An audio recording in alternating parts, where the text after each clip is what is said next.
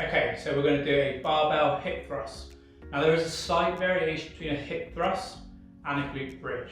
The hip thrust, we're looking to move our pelvis and have flexion in the lower part of our spine, whereas a glute bridge, we're looking to keep our spine nice and rigid and stiff in a safer position.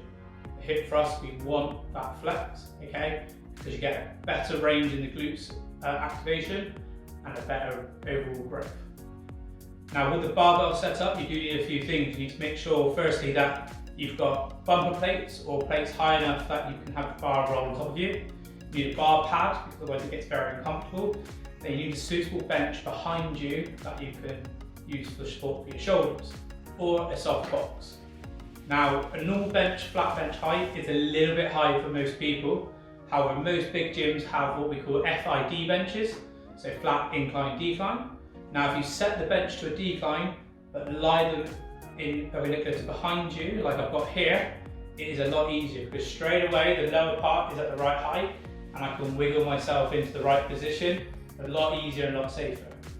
Or most gyms now do have a normal hip thrust bench, which sets yourself a little bit lower than a normal flat bench side on, okay? I wouldn't recommend doing it side on to the bench because often the bench becomes unstable, and if it rolls over, slips, you're going to hurt yourself.